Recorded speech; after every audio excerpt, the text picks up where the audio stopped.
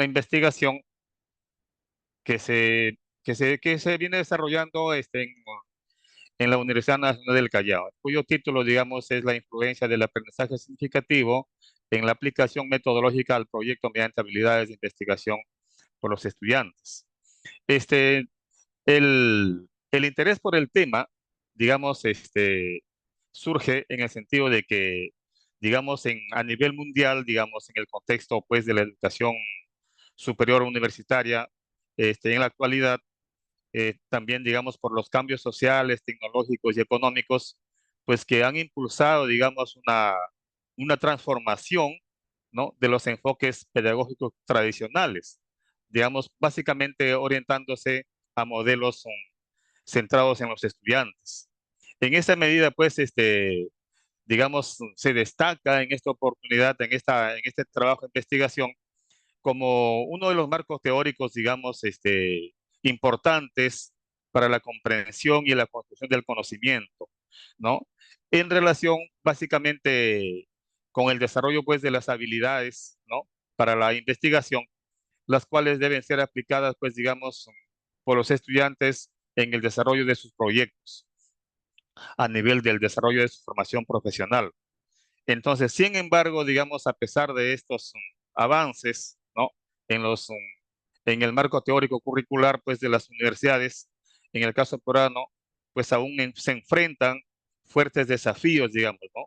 Con la finalidad, pues, de implementar metodologías, ¿no? Que integren básicamente estos enfoques. En esa medida, digamos, se, se planteó el problema de investigación, ¿no?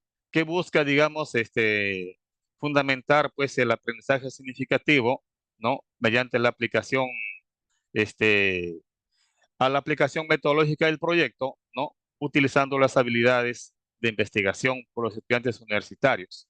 Entonces, digamos, se trabajó la investigación de tal manera, digamos, que en el caso de las habilidades, pues, digamos, en la actualidad, pues, se han convertido en un eje fundamental, ¿no? Dentro de la educación superior universitaria, ¿no? No solamente por la contribución, digamos, al pensamiento crítico y a la producción científica, sino también, pues, digamos, con, con el rol, digamos, que deben jugar los profesionales, ¿no? Los futuros profesionales, ¿no? Que sean capaces, pues, de enfrentar los retos, ¿no? De un mundo complejo, de un mundo dinámico, ¿no?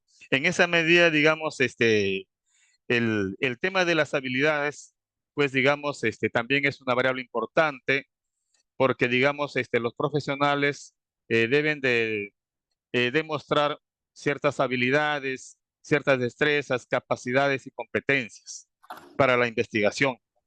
Por eso que, digamos, se han detectado, pues, algunas dificultades, ¿no? Algunas anomalías, ¿no? Que se dan a lo largo del proceso de la investigación. A pesar de los avances, digamos, eh, científicos tecnológicos, ¿no? De los avances curriculares, pues, digamos, aún se carece en la universidad, ¿no? O carecemos de una cultura, digamos, de investigación institucional, ¿no? También, digamos, en la universidad, pues tenemos, vamos a decir, un déficit en, en la investigación formativa, ¿no? Y también, digamos, una ausencia, pues, en la articulación entre la teoría y la práctica. En esa medida, digamos, se plantea el problema de investigación, ¿no? En el caso, digamos, también los objetivos que, digamos, buscábamos nosotros evaluar la influencia del aprendizaje significativo en la aplicación metodológica a través de las habilidades con los estudiantes, ¿no? En el caso de las hipótesis, pues, digamos, planteamos sobre la influencia, ¿no? Del aprendizaje significativo en la aplicación metodológica del proyecto mediante las habilidades, ¿no? De investigación de los estudiantes. Entonces, en esta situación se quiere demostrar, pues, digamos, en qué medida, digamos, las habilidades, ¿no? A partir del aprendizaje significativo, mediante la aplicación de las habilidades de los estudiantes van a desarrollar, pues, la investigación, ¿no? En el caso de los proyectos. Por eso que, digamos, es importante esta investigación porque trata, digamos, de aclarar esta problemática, ¿no?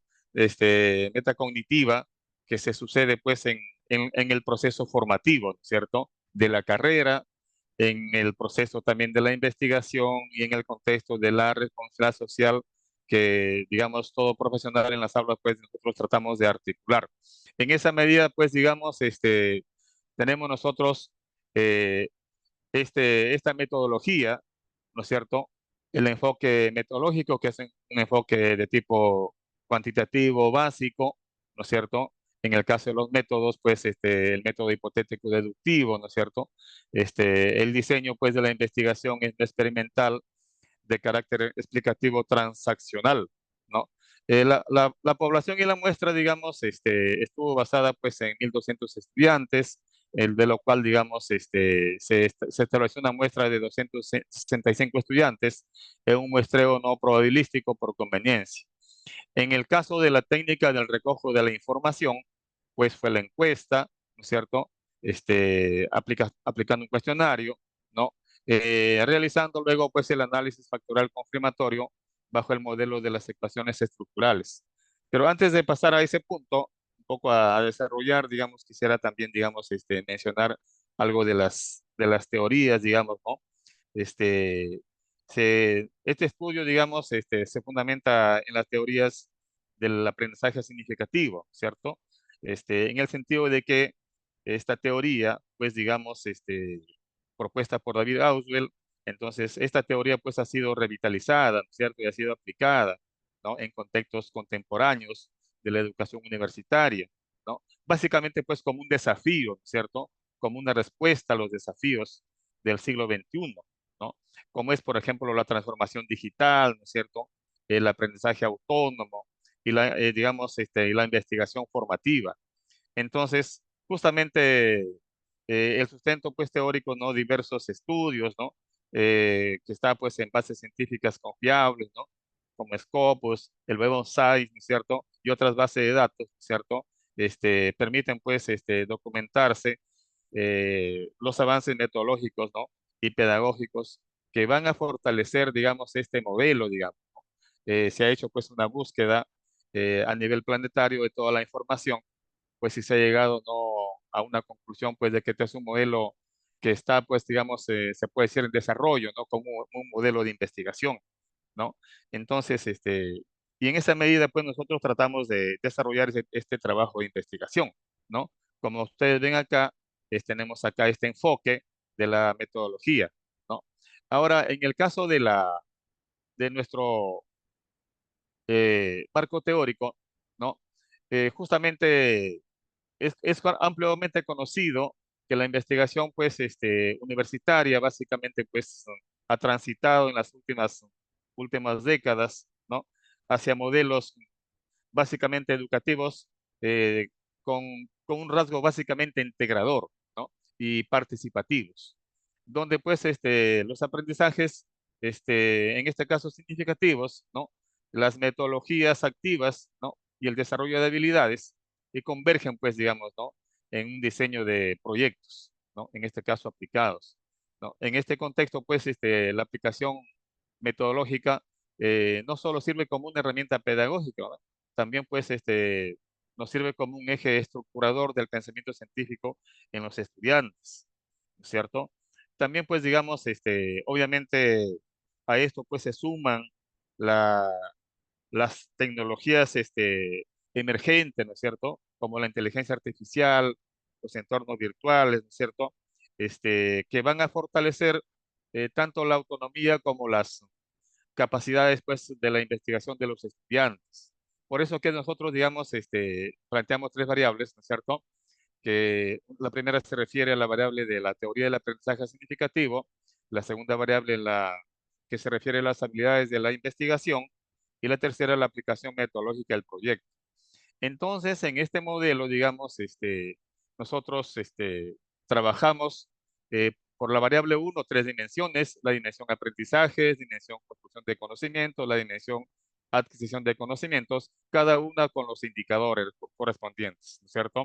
Igual la variable 2, habilidades de investigación, tenemos nosotros las dimensiones percepción, la dimensión habilidades instrumentales, las habilidades de pensamiento, las habilidades de construcción conceptual, las habilidades de construcción metodológica, las habilidades de construcción social del conocimiento, las habilidades de la metacognición, también con sus respectivos indicadores, ¿no?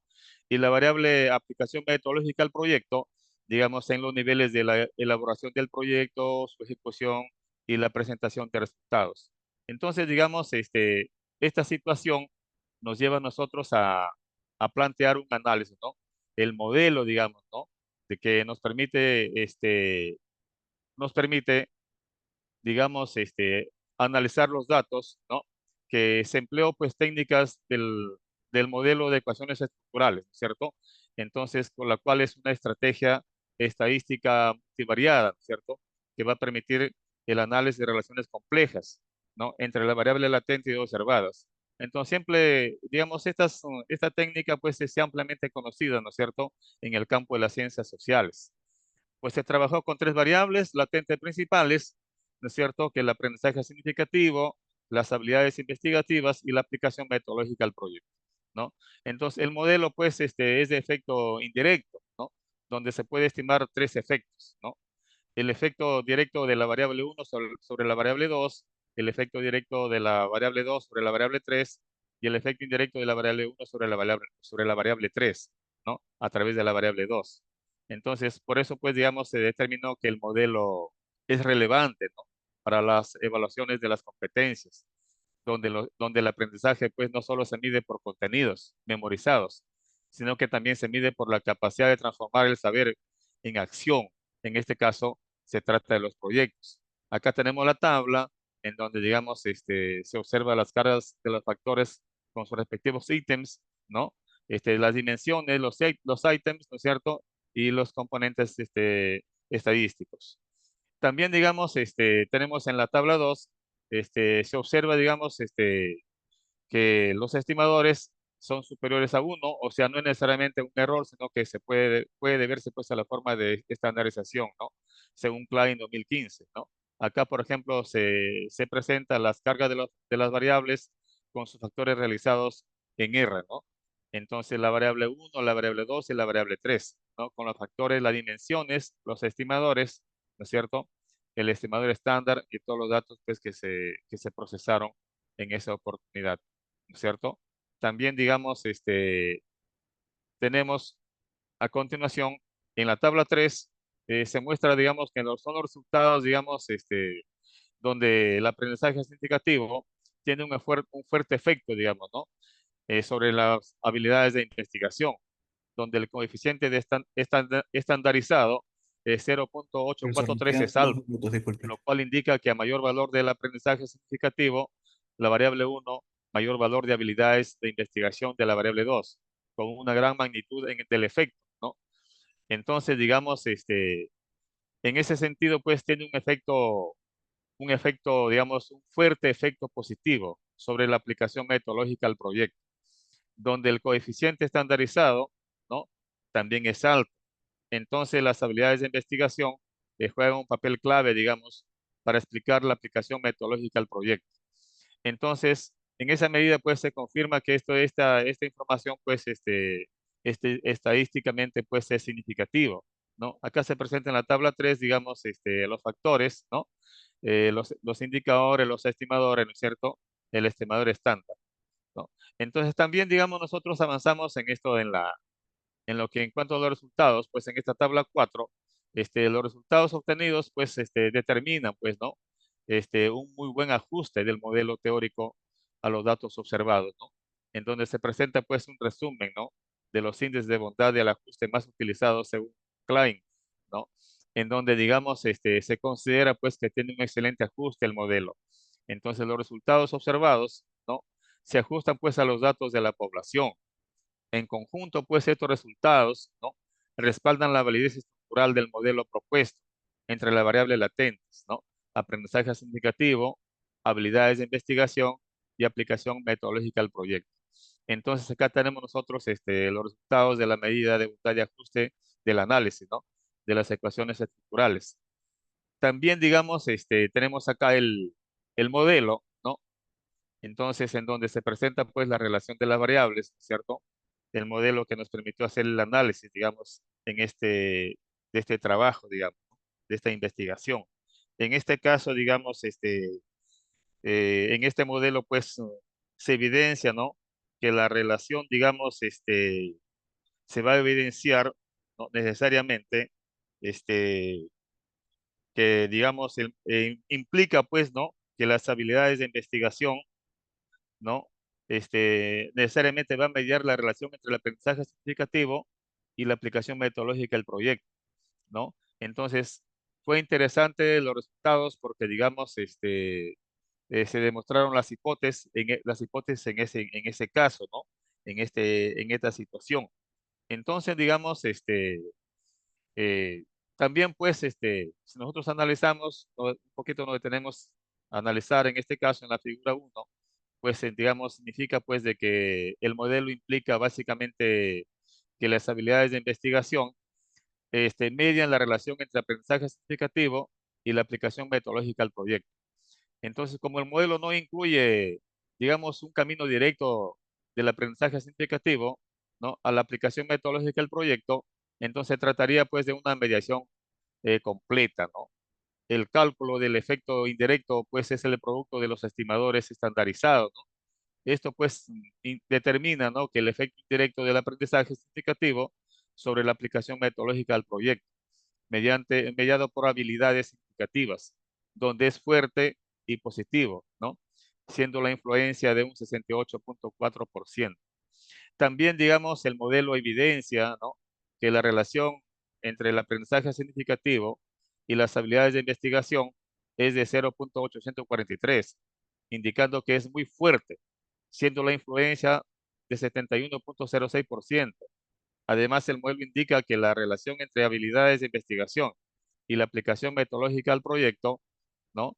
Es de 0.811, indicando que es muy fuerte, siendo la influencia pues de 5.77%. En esa lógica, digamos, en esta investigación que se viene realizando, ¿no? O que se está ya concluyendo, digamos, en el análisis, este, nosotros hemos determinado algunas conclusiones, ¿no? Profesor, disculpe, Importantes. ya se ha acabado el tiempo. Le pido que pueda cerrar lo más pronto posible para continuar el Sí, loro. voy a cerrar. Entonces tenemos ahí las conclusiones, ¿no? De acuerdo al objetivo general, ¿no es cierto? Se confirma pues la influencia indirecta, ¿no? Y estadísticamente significativa, ¿no? Entre el aprendizaje significativo y la aplicación metodológica al proyecto, ¿no es cierto? En el segundo caso, ¿no? Se muestra un efecto directo, ¿no? Y positivo, además significativo del aprendizaje, ¿no? Sobre las habilidades de investigación, ¿no? También ya para concluir, digamos, ¿no? De acuerdo al objetivo específico, también el análisis estructural muestra que las habilidades de investigación influyen significativamente en la aplicación metodológica del proyecto, con un coeficiente estandarizado de 0.812. Entonces, es importante mencionar este, sobre la relevancia de esta investigación, ¿no? Aplicando la metodología que se ha mostrado, ¿no? Una parte de la metodología, pues porque, digamos, también este estudio está siendo presentado en otra ponencia internacional, que también agradeciendo por la pertinencia de este espacio con ustedes. Muchas gracias. Buenas tardes.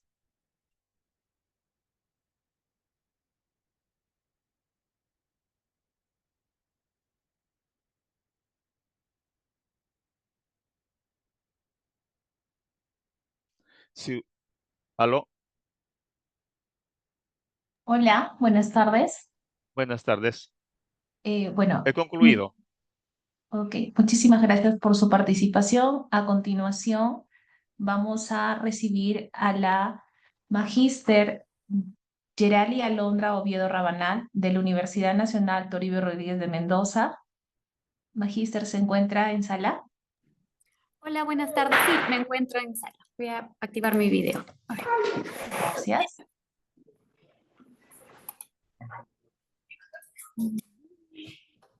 Mientras ella va colocando su ponencia, la presento, la magíster Gerali en Sociología de la Universidad de Barcelona. y licenciada en Sociología de la Universidad Nacional Mayor de San Marcos, docente e investigadora centrada en la interculturalidad y género. El tema a presentar es Cerámica Huajún, género y transformación del prestigio social a la lógica del mercado. Magíster, explicarle que tiene 15 minutos para exponer su tema.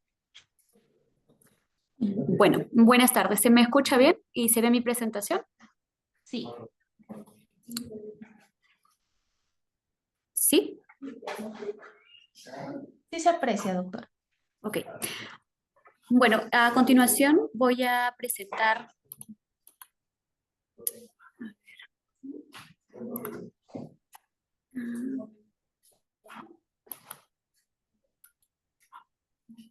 Bueno, a continuación voy a presentar una investigación que fue publicada en el mes de agosto, titulada Cerámica Huajún, género y transformación del prestigio social a la lógica del mercado. A continuación voy a explicar la introducción, la metodología, el marco teórico, la discusión y las conclusiones de la presente investigación.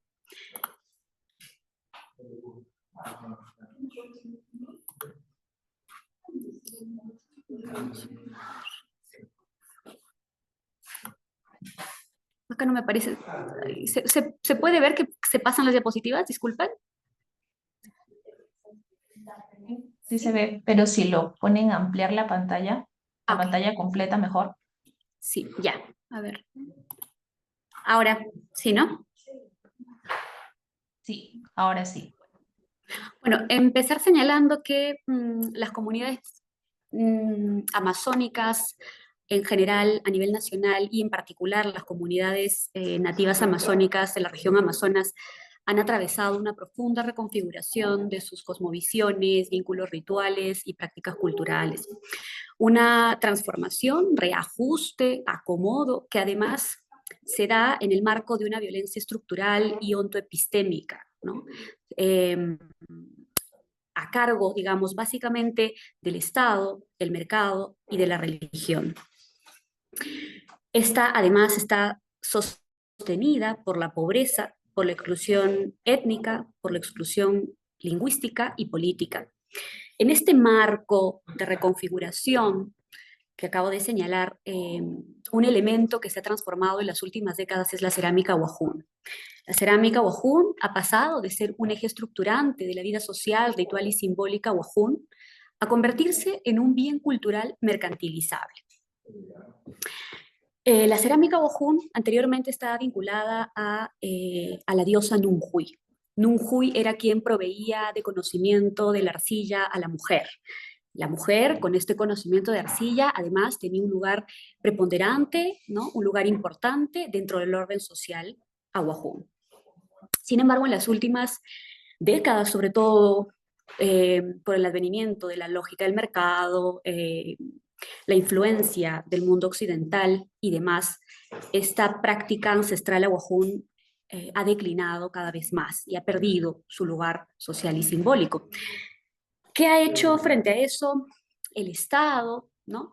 Ha intentado revitalizar esta práctica cultural.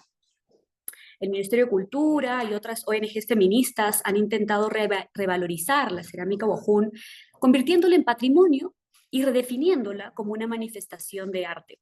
Sin embargo, esta acción, en apariencia inclusiva, lo que hace es vaciar de contenido social y simbólico y vaciar de la densidad simbólica a la cerámica Huajún, subordinando además el conocimiento indígena a una lógica occidental, a las categorías del mundo occidental.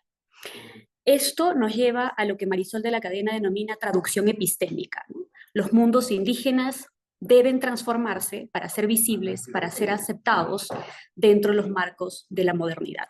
Pero con eso se produce un disciplinamiento ontológico que además vacía de contenido a los saberes ancestrales. En ese contexto, nuestro objetivo ha sido analizar cómo el desplazamiento de la cerámica Huajún ha pasado de ser una práctica ritual, social y simbólica a mercancía orientada al mercado. Además, ha reconfigurado el lugar simbólico y el prestigio y la agencia social de las mujeres ceramistas en una comunidad de la cuenca del río Cenepa en Cayamás, en la provincia de Condorcanqui. Respecto al marco teórico, hemos articulado 3 áreas del conocimiento: la antropología simbólica y económica de la escuela francesa, empezando por autores como Mauss, Godelier, Leroy-Gourhan, etc., nos han ayudado a entender a la cerámica Ohun no solo en tanto materialidad, sino como un condensador de relaciones sociales, rituales y simbólicas. Los estudios de género, específicamente los estudios de género situados como Lugones, Rivera Cusicanqui, etc., nos han ayudado a entender, ¿no?, de manera situada el lugar que la cerámica Ohun le ha otorgado a la mujer de manera histórica. Y las perspectivas decoloniales latinoamericanas, especialmente destacando a Marisol de la Cadena, los aportes de Marisol de la Cadena, nos han ayudado a ver cómo esta transformación de la cerámica Ohun, este desplazamiento, este reajuste, este acomodo que ha sufrido, no solo lo vacía de contenido a la cerámica, sino que además, para ser visibles, o tiene que pasar este conocimiento a través de la lente de la mirada occidental, ¿no? Respecto a la metodología, ha combinado historia oral, observación participante y entrevistas a profundidad. Las entrevistas a profundidad han sido hechas a las ancianas ceramistas de la comunidad de Cayamás. También se han hecho otros diálogos informales, ¿no? Y bueno, las entrevistas han sido realizadas en lengua Ohun con apoyo de una estudiante Ohun que nos ha ayudado como mediadora interétnica y lingüística. Y estas se han desarrollado en coherencia con el carácter generalizado de la cerámica Ohun. Las mujeres ceramistas buscan que el espacio de diálogo o ese espacio que nos han permitido, al que nos han permitido entrar, sea solamente de mujeres, y eso se ha respetado. Bueno, como tenemos mucho tiempo, voy a pasar a la discusión, a destacar algunos aspectos puntuales de los hallazgos. En primer lugar, el origen del barro, el castigo y el símbolo. Este mito, que es además mucho más largo, contado por Balina, una mujer ceramista, nos cuenta el origen del barro, ¿no? En líneas generales, Auju estaba casado con Nantu, Nantu era el esposo, Nantu había abierto la chacra y Auju había sembrado el zapallo, que es importante para el masato, ¿no? Sin embargo, Nantu veía que Auju traía lo peor para comer, ¿no? Y preocupado por qué es lo que está haciendo su esposa, va y la sigue hasta la chacra. Entonces se da cuenta que Auju en realidad estaba comiendo sola. Debido a esa tradición, vuelve de la chacra, le cuenta a sus hijos y les dice que se va a regresar al cielo porque su esposa le estaba mintiendo.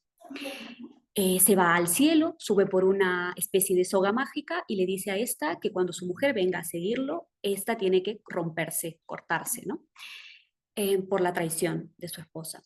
Auju llega a su casa, los niños le cuentan que su padre se ha ido al cielo y ella dice que es mentira, que ella no había estado comiendo zapallo sola.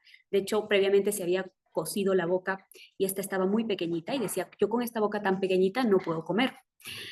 Pero va en busca de Auju, intenta subir por la soga y cuando está a la mitad, la soga efectivamente se rompe y la mujer cae, pero como había comido tanto zapallo, su barriga explota, se desparrama en el suelo y ese derrame, que es como la sangre, es el origen del due, que es el barro para fabricar la cerámica, es la arcilla, ¿no?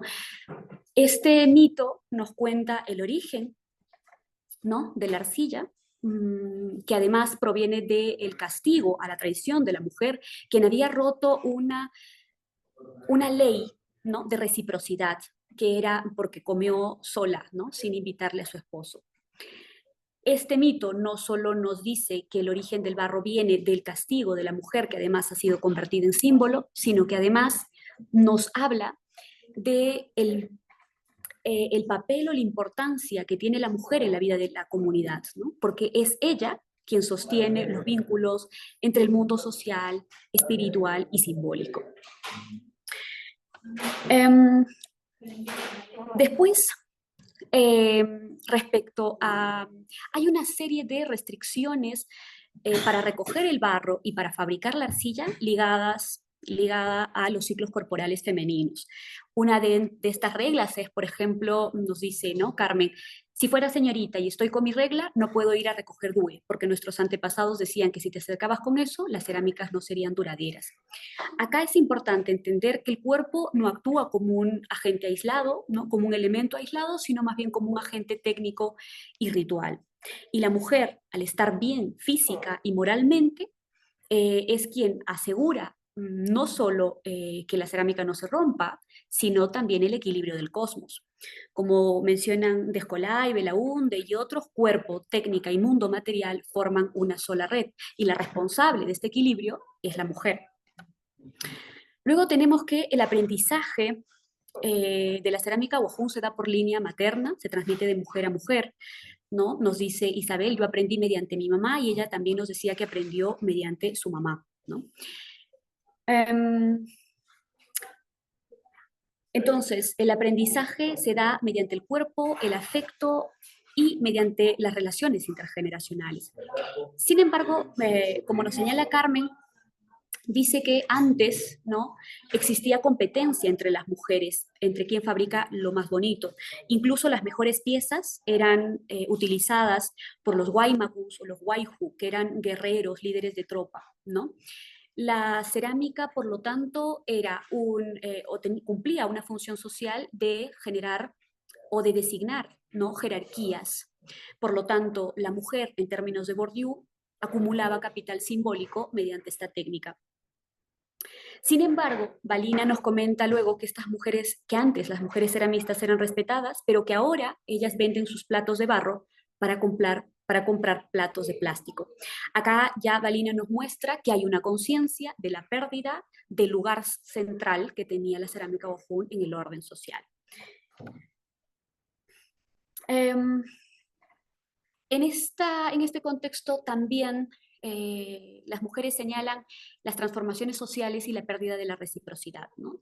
Nos dice Isabel, ese amor al prójimo ya se perdió. Antes los varones y mujeres nos ayudábamos, ahora los jóvenes se han acostumbrado a vivir la costumbre del mestizo. Es importante esto porque, por lo menos en lo que respecta a la cerámica, los varones hacían tareas que complementaban la tarea de las mujeres y viceversa. Y esta complementariedad y reciprocidad no implicaba necesariamente una jerarquía o una desigualdad. Algo que sería interesante, por ejemplo, seguir investigando, ¿no? ¿En qué momento la división sexual del trabajo se vuelve o implica una jerarquía o una desigualdad? Quizá con el advenimiento del mundo occidental y con su influencia, ¿no? Habría que investigar más al respecto. Luego, otra cuestión que se ha encontrado en el campo es una resistencia frente a la exotización. Hay diversas investigaciones desarrolladas en las últimas décadas que ligan la práctica ancestral de la cerámica Wajún al consumo de ayahuasca. Sin embargo, las mujeres dicen lo contrario, ¿no? Ellas nos señalan claramente, nunca hubo alguien que haya aprendido a hacer diseños en la cerámica tomando ayahuasca. Nunca fue así. Y luego Mabaik nos señala, los Guaymacu tomaban date para tener visión, pero para hacer cerámica no se usaba esto. Es decir, ellas separan deliberadamente el consumo de la ayahuasca de la práctica de la cerámica. Entienden la función de las plantas sagradas, ¿no?, pero no la ligan con la práctica ancestral femenina de la cerámica. Y esto es importante porque además con lo que señalan las mujeres hay una resistencia frente a la exotización, pero también le están dotando de un lugar único epistemológicamente, ¿no?, a la cerámica, desligándola de otros elementos. Al parecer es que esta mirada de ligar a la ayahuasca con la cerámica Wajún viene de miradas externas, exóticas, ¿no?, denominados además trabajos de los New Wave, ¿no?, que tienden a mirar los saberes indígenas y las prácticas ancestrales a través de esta lente de lo moderno, de lo occidental. Y redefinen sí, los saberes ancestrales. Mm, Luego, y continúa esto, ¿no? Mabaik nos señala, recién con el programa, se refiere a un programa de revitalización de la cerámica Ojún, están realizando dibujos en la cerámica con montañas y flores. Carmen nos señala, la chinita nos indicaba que miremos a la naturaleza y que lo hagamos así. Isabel nos dice, nunca pintamos animales, ahora recién veo diferentes dibujos. Ellas son conscientes de que para vender la cerámica tienen que adaptar la cerámica que antes hacían a nuevos diseños, dibujos, ¿no? Porque saben que eso lo hace atractivo para el mercado. Magister, le queda un minuto, por favor. Ya, termino. Y bueno, para ir cerrando, otro punto importante tiene que ver con la ruptura intergeneracional, ¿no? Nos dice Valina que sus nietas dicen que la cerámica Ojo es trabajosa, que ya no hay tiempo, que ensuciarse no vale la pena. Acá se ha producido, por lo tanto, una ruptura intergeneracional. La cerámica ya no es percibida como un lugar de prestigio y reconocimiento social para las mujeres, sino como algo trabajoso, vinculado a lo sucio o lo no deseado. Es importante tener en cuenta que acá no solo desaparece una técnica ancestral, sino un modo de entender y habitar el mundo. Y con eso también la desaparición de la voz femenina que antes sostenía estos vínculos. Bueno, y esto lo explico en la conclusión y al final he dejado el link del artículo. Y bueno, eso sería todo. Muchas gracias. Muchas gracias por su participación, Magister.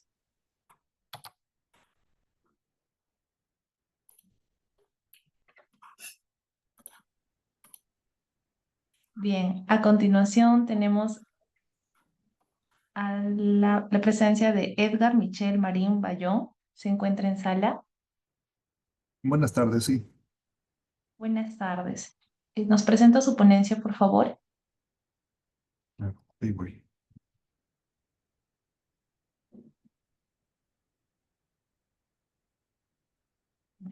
El magíster Edgar proviene de la Universidad Católica de Santa María.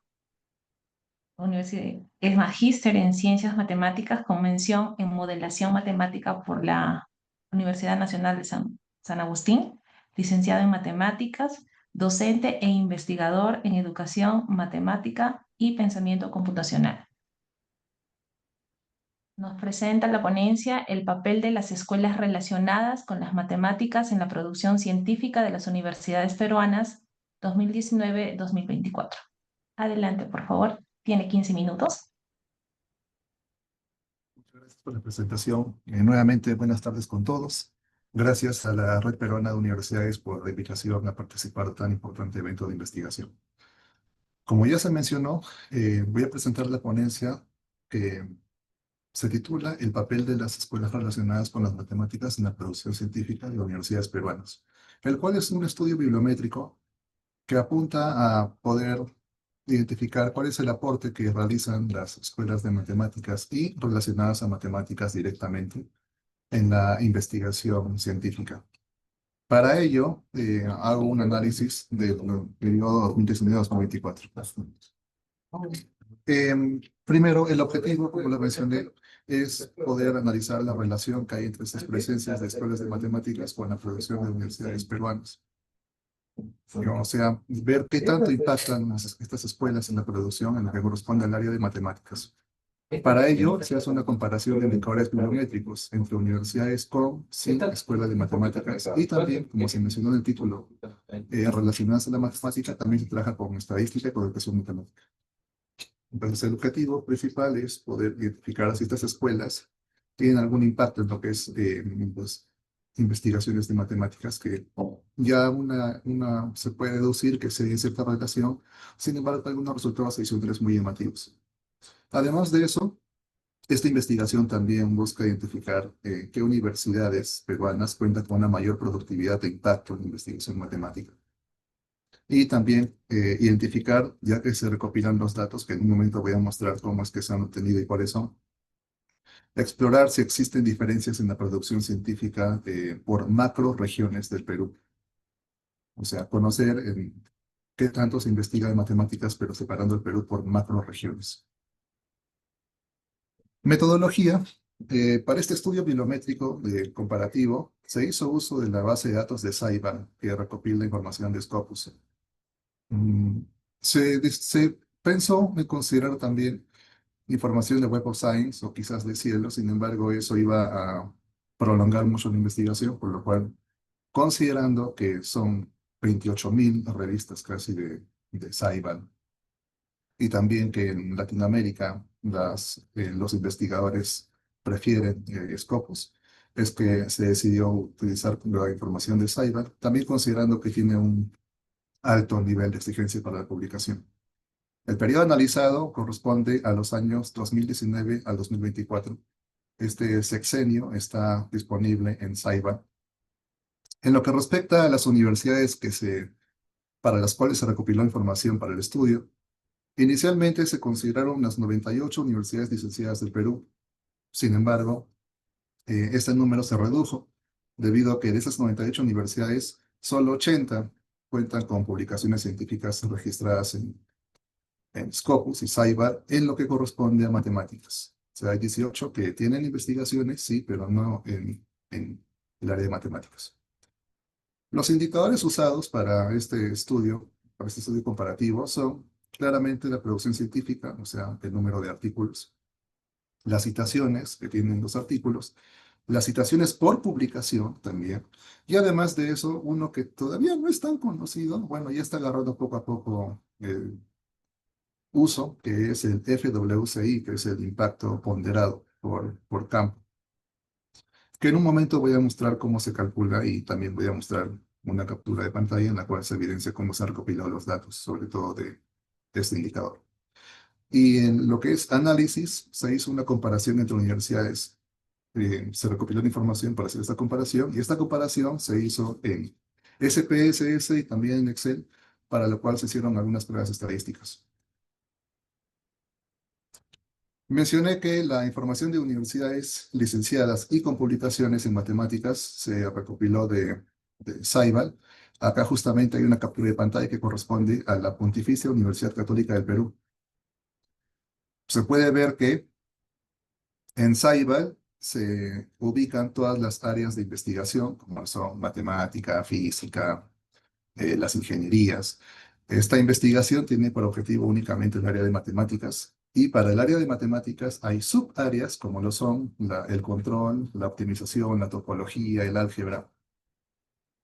Em, y entre ellas se puede encontrar también estadística, probabilidades y también miscelánea de temas relacionados a matemáticas. Entonces, el que hayan estas subcategorías de estadística y temas variados de matemáticas, nos llevó a decidir que no solamente íbamos a analizar escuelas de matemáticas para ver su impacto en lo que es investigaciones de matemáticas, sino que también se tiene que considerar las escuelas de estadística, por ejemplo, que no son muchas las que hay en Perú, pero se les debe considerar para la investigación, porque las investigaciones estadísticas están contempladas como subárea de matemáticas. Y además de eso, también se consideró las escuelas de educación con especialidad en matemática. Dado que, si bien no se enfocan más en la formación de educadores de matemáticas, no tanto en la investigación de temas relacionados directamente a matemáticas, estos sí podrían influir quizás en el impacto de matemáticas, de la investigación de matemáticas, a través de esos temas variados. O sea, se ha considerado entonces a las escuelas de matemáticas, de estadística y de educación matemática. Y en el gráfico, en la figura que está en la pantalla, olvidé mencionar que en la última columna está el impacto de citación, el impacto ponderado, que a continuación voy a explicar cómo se interpreta y cómo se calcula. En la diapositiva que está en la pantalla se muestra el cálculo del impacto ponderado, del impacto de citación ponderado, por sus siglas en inglés FWCI, que, como se puede ver, consiste en un cálculo de el número de citas que recibe un artículo dividido entre el número de citas que se espera que debería tener un artículo en esa área. Pero más allá del cálculo, la interpretación del impacto de citación ponderado es la siguiente, y es muy sencilla. Que si el impacto de citación ponderado es mayor a 1, significa que es un valor mayor al promedio mundial. O sea que está encima del promedio mundial en lo que respecta a citación de esa área. Y si es que es menor a 1, pues está debajo del promedio mundial. Así, por ejemplo, si una universidad tiene, se me ocurre, 1.15 en topología, en el FWCI, significa que está un 15% más arriba del promedio mundial en lo que respecta al impacto en investigación y topología. Esa es la fórmula, esa es la interpretación. Y considerando su relevancia o su utilidad para fácil interpretación del impacto de universidades, es que se le ha considerado también en investigación. Bueno, algunos resultados. La gráfica, la figura que mostré hace un momento correspondía a la PUC. Se recopiló también de todas las universidades, de las 80 universidades mencionadas del Perú, las que son acreditadas, perdón, licenciadas y además tienen investigaciones en matemáticas. Y con esa información del número de citas, el FWCI, el número de publicaciones de cada universidad en lo que corresponde a matemáticas, se empezaron a hacer pruebas y también gráficos comparativos. En la pantalla tenemos gráficos de comparación en los cuales en el lado izquierdo tenemos la producción en el área de matemáticas de las universidades analizadas, de las 80, y en el lado derecho tenemos el impacto ponderado, el FWCI que mencioné hace un momento, para esas 80 universidades. Como era de esperarse, en el lado izquierdo se puede ver que la gran cantidad de universidades, la gran mayoría de universidades, son cerca de 55, 54, tienen una producción científica desde el 2019 hasta el 2024 de pocos artículos, ¿no? Como se puede ver, menos que 100, hay unos 10 o 20 artículos en este sexenio. Tenemos pocas universidades que tienen entre 100 a 200 publicaciones en ese sexenio y muy poquitas que llegan de 200 hasta las 500 publicaciones en el sexenio analizado. Solamente una universidad de todo el Perú se acerca a cerca de 500 publicaciones en test de matemáticas en los 6 años estudiados. Entonces, este gráfico muestra pues de que muy pocas universidades tienen una cantidad considerable de publicaciones de matemáticas en el tiempo considerado. Y además, en el lado derecho tenemos el impacto normalizado. Como mencioné, el impacto normalizado es arriba o debajo de 1. Y podemos ver que la gran mayoría está debajo de 1. Entonces, puede ser que una universidad tenga muchas publicaciones, sin embargo, el impacto va a indicar que estas no tienen suficiente, valga la redundancia, impacto a nivel mundial. Aquí se muestra que la gran mayoría tiene un impacto inferior a 1 y solamente unas cuantas superior a 1.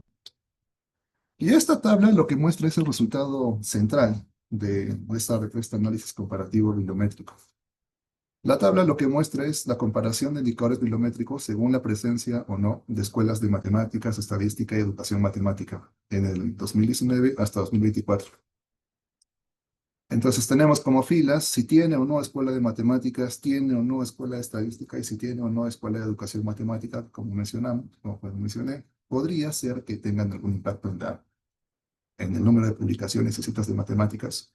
Pero como era de esperarse, no tiene ningún impacto. Y es más, para que se pueda entender la tabla, se ha resaltado en amarillo aquellas diferencias significativas que se han obtenido con SPSS. Así, por ejemplo, en lo que es la producción científica, las escuelas de matemáticas, las universidades que tienen escuela de matemáticas y las que no, sí tienen una diferencia significativa. Y también los que tienen escuela de estadística con los que no, sí tienen una diferencia significativa. O sea que sí impacta en lo que es la producción científica de matemáticas, el que tenga o no escuela de matemáticas y que tenga o no escuela de estadística. Sin embargo, esas son las dos únicas diferencias significativas. Las citaciones, el número de citaciones en el sexenio analizado para las que tienen o no escuela de matemáticas no resultaron significativas, resultaron cuasi significativas. Es decir,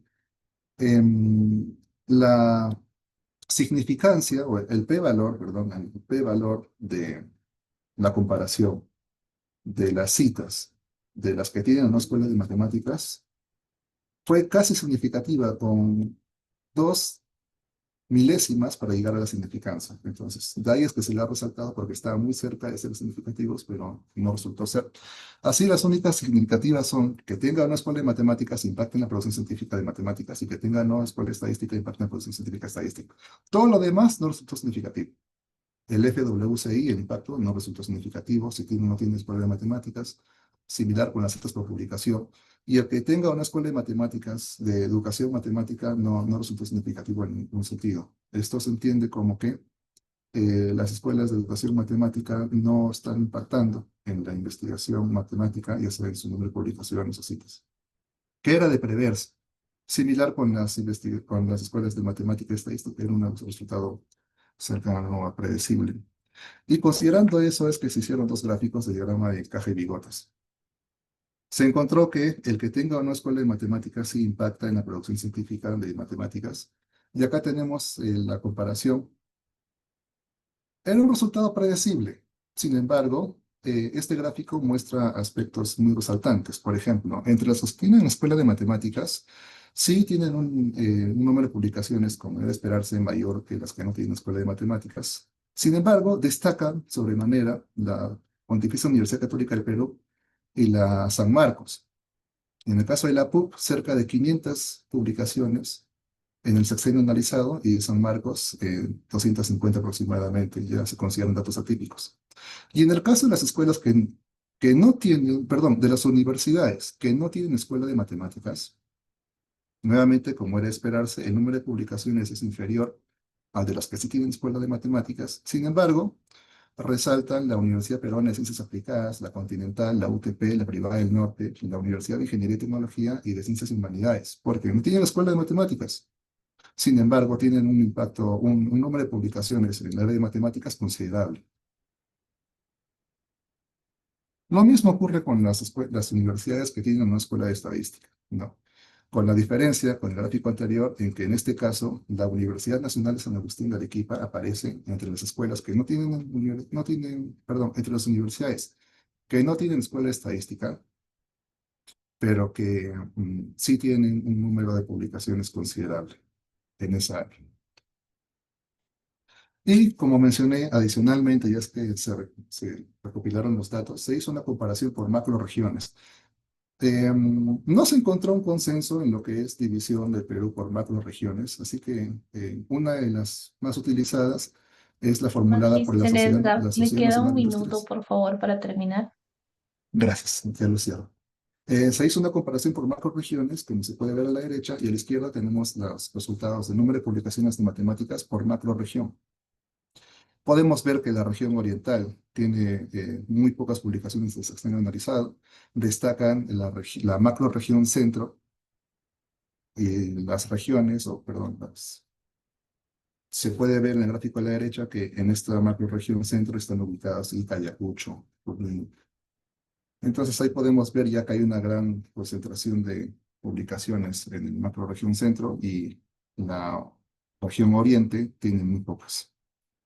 Para concluir, bueno, pues ya para resumir lo que se ha mostrado es que, como era de esperarse, las escuelas de matemáticas, las escuelas de estadísticas sí impactan considerablemente en las investigaciones de esas áreas, pero esto no necesariamente involucra un impacto de citación más alto. Como se mencionó, el número de citas y el impacto normalizado, el impacto ponderado, no eran significativos.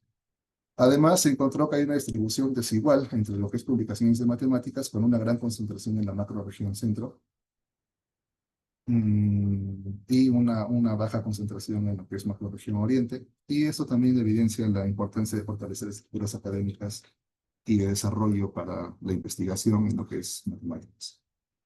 Las referencias utilizadas o la bibliografía utilizada es esta. Gracias. Gracias a usted, Magíster Edgar Marín. Bien, a continuación tenemos la presencia de la doctora Augusta Valle Taimán, de la Pontificia Universidad Católica del Perú. Doctora, ¿se encuentra en sala?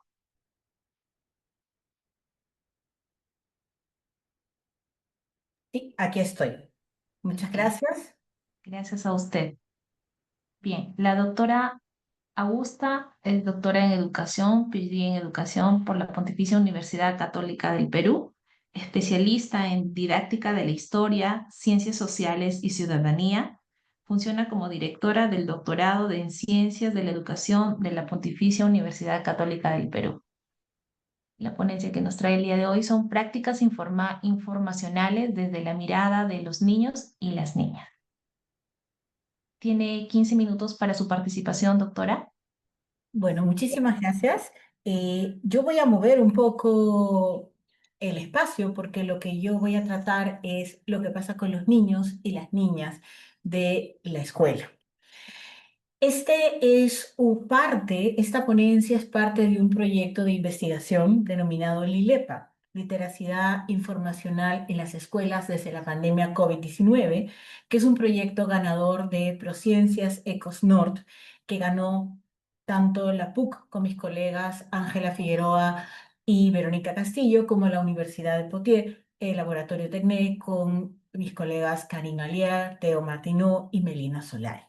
Entonces les voy a presentar una parte de este proyecto. Nuestra inquietud pasa por cómo la pandemia de la COVID-19 transformó el uso de los entornos digitales, nuestra vida, al trabajar, al comunicarnos, al entretenernos y también al acceder a la información. Y aceleró de esta manera el desarrollo de una serie de competencias informacionales y mediáticas que cada vez son más complejas.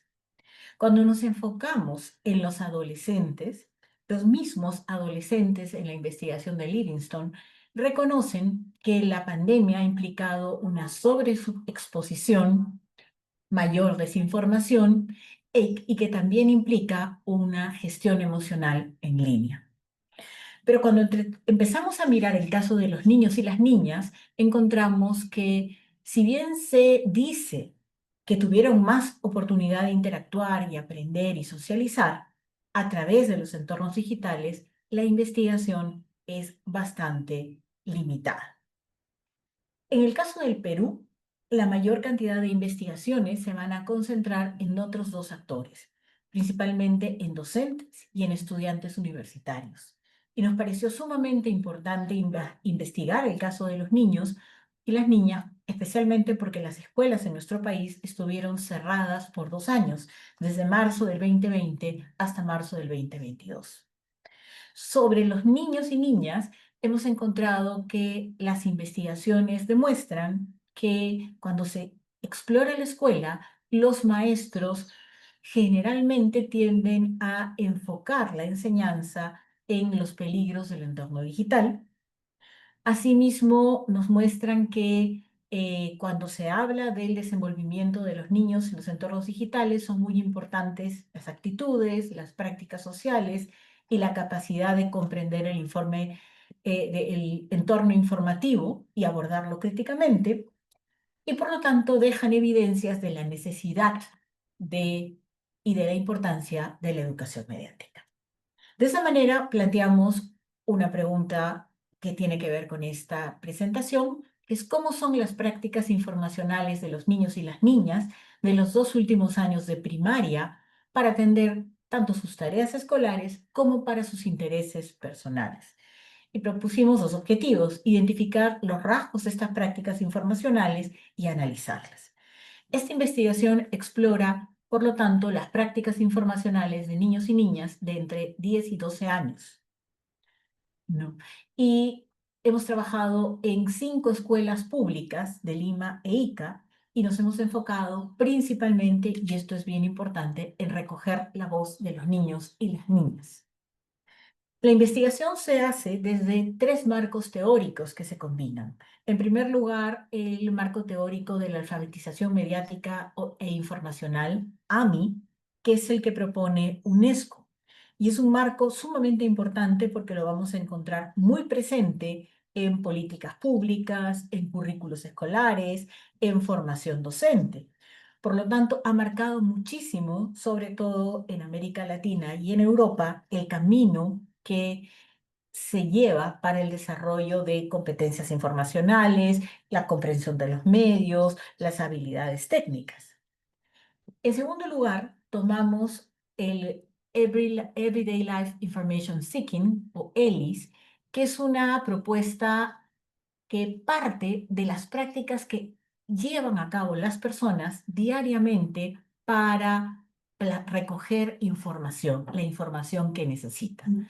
Mientras AMI parte de un modelo ideal de lo que se espera que los ciudadanos y ciudadanas logren y la traslada a la escuela. En el caso de ELIS, lo que hace es explora qué es lo que hace la gente.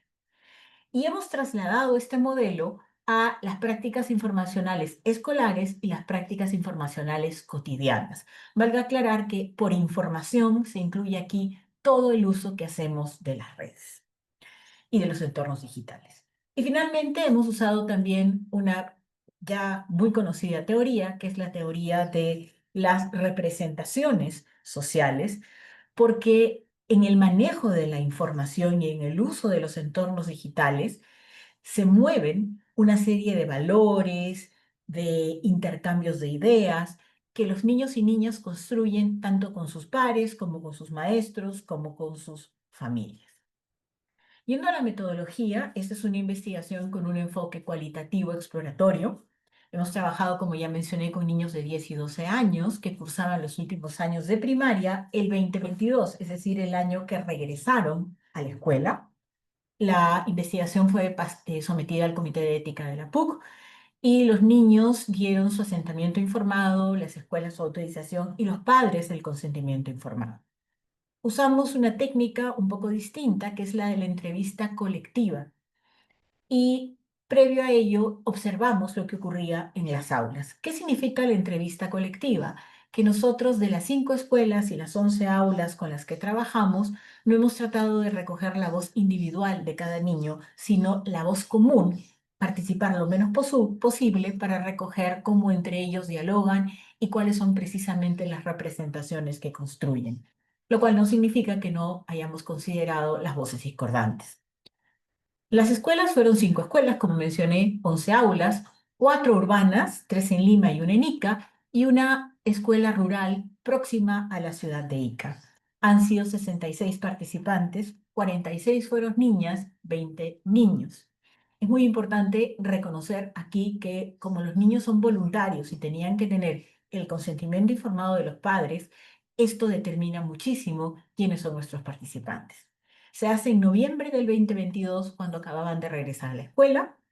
Para decidir con qué escuelas trabajábamos, consideramos que fueran escuelas públicas que tuvieran internet y que estuvieran ubicadas en zonas de nivel socioeconómico medio-bajo en el área urbana y bajo en el área rural, pero con internet, porque son familias que han invertido muchísimo para que sus hijos durante la pandemia tengan acceso a internet. Procesamos todo hicimos las transcripciones, usamos el QD Minor Lite, ¿no? Y trabajamos con matrices de análisis y fuimos a nivel grupal, este grupo de investigadores, verificando y analizando siempre las entrevistas y trabajamos principalmente con 3 categorías: prácticas informacionales escolares, prácticas informacionales cotidianas y representaciones de los entornos digitales. Si vemos los rasgos de las prácticas informacionales escolares, lo primero que salta a la vista es que los principales recursos que usan estos niños son Google, YouTube y TikTok. Y lo dicen, ¿no? A mí me sirve Google porque cuando busco me hace el resumen. Ya no tengo que estar buscando más y copiar tanto en mi cuaderno. Recordemos que en el 2022 no teníamos a Gemini, por lo tanto lo que ellos usaban era el primer resumen que salía en Google. Y algo que es muy interesante, cuando les preguntamos por fuentes, ellos nuevamente toman a Google. Para ellos Google no es una ventana que nos lleva a una serie de posibles fuentes, sino es una fuente en sí misma, porque toman el resumen que sale al inicio. En segundo lugar está Wikipedia y luego YouTube, que nuevamente es también un repositorio de videos y sin embargo se van a enfocar en el primer video que suelen encontrar. Los docentes son vistos también como una fuente de información, incluso más allá de las familias, cosa que es muy distinta a otros países. A nivel de la confiabilidad de la información, ellos la van a verificar principalmente en el sentido de seguridad informática. Si tiene el candado, si no tiene virus. Solamente 7 de los niños y niñas comparan la información en varias páginas para decidir qué información es realmente la valiosa. y señalan que debe coincidir en al menos 3. Para circular información utilizan WhatsApp y lo que más se circula por WhatsApp son las tareas. Y aparece un momento distinto. La mayor cantidad de casos son por tareas asignadas por los y las docentes. Ellos recurren principalmente a TikTok y a YouTube cuando no entienden la clase. Y señalan que hay videos muy buenos que te vuelven a hacer la clase y tú entiendes un poquito más. Algo muy importante aquí es que el grueso de las búsquedas informacionales o de las prácticas informacionales escolares se centran en responder preguntas hechas por la profesora o profesor, un tema, ¿no? Y muchas veces incluso les dan hasta la página en la que tienen que buscar. Es decir, los niños y las niñas no aprenden a realizar búsquedas autónomas. Cuando se trata de prácticas informacionales cotidianas, estas son movilizadas por sus intereses, que son muy variados: música, baile, fútbol, arreglo personal, manualidades, series, información sobre artistas, memes, ¿no? Situaciones graciosas, y siguen claramente estos niños y niñas influencers y los identifican precisamente como creadores de contenido. Sus principales creadores de contenido, por lo tanto, sus principales fuentes van a ser influencers y youtubers, a los cuales pueden seguir a través de TikTok, Instagram o YouTube. En este caso, la confiabilidad se mide en base a comparar información. Aquí sí, ellos comparan diferentes influencers o youtubers para ver quiénes son los que tienen la mejor información o la que les es más útil.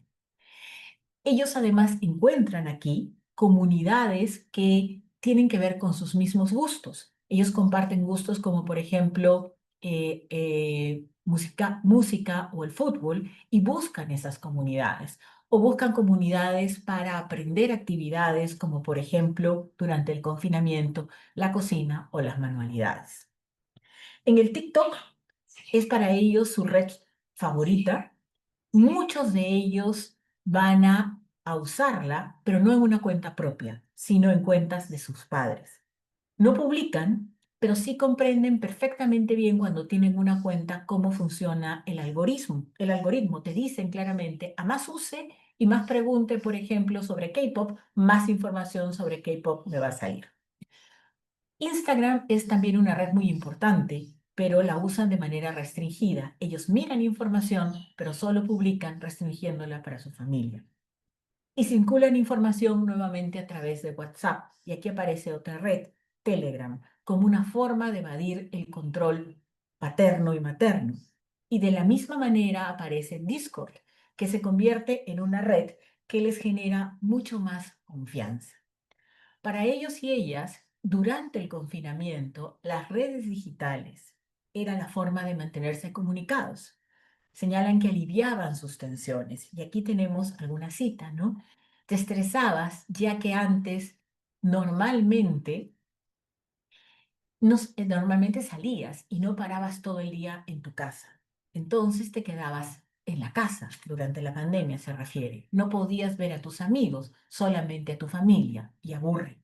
Esta cita no es una cita única, sino es un ejemplo de las muchas otras citas que los niños y niñas dicen. Para ellos, y esto es bien importante, el compartir información se restringe a sus círculos de confianza. Y estos varían según lo que quieren compartir.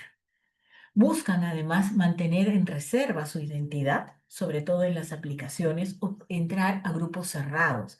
Y son las niñas las que tienen más temor y las que creen y sienten que necesitan ser protegidas.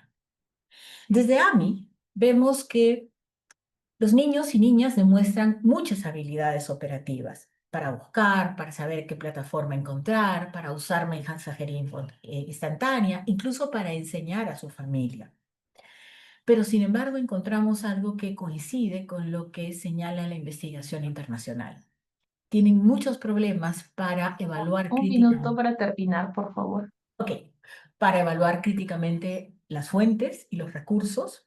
Sus habilidades técnicas hacen que muchas veces sean confundidos como expertos, pero sin embargo, ellos no logran entender que Internet es múltiples fuentes, ¿no? Además, vemos que en sus prácticas informacionales cotidianas, sus intereses personales son la mayor motivación para apropiarse realmente de los medios.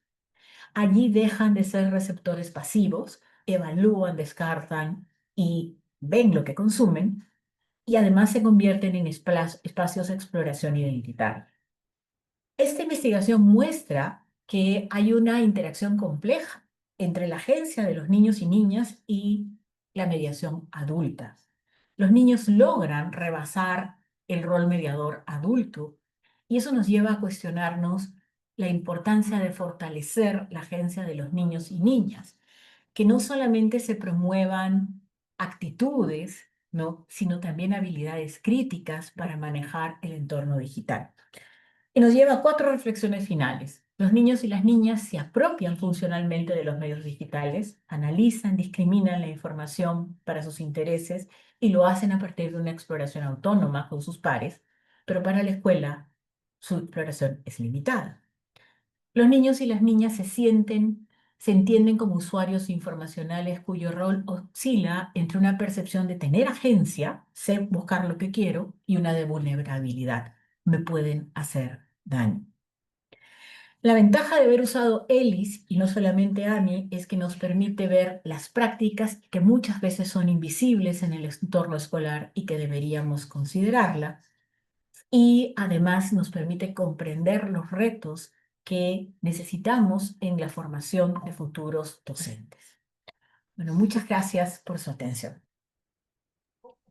Muchísimas gracias por su participación, doctora Augusta. Tenemos 2 preguntas para 2 de los ponentes que se las voy a leer a continuación. Espero que estén presentes.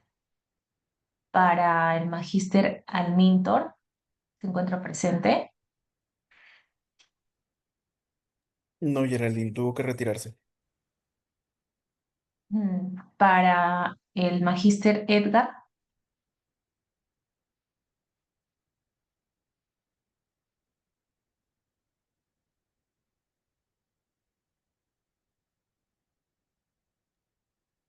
Sí está conectado.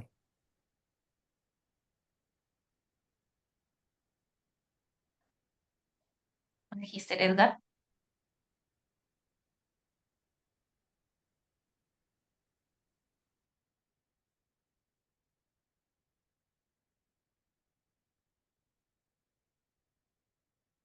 Continuamos entonces.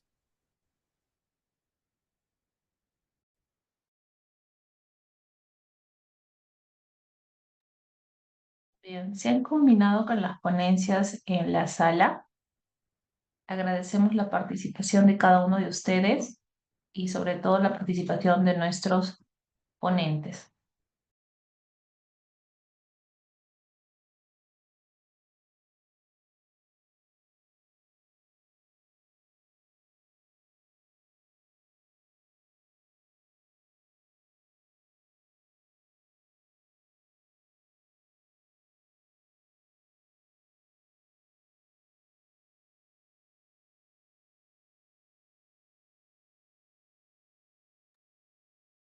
Por favor, no olviden realizar el registro de su asistencia en el link.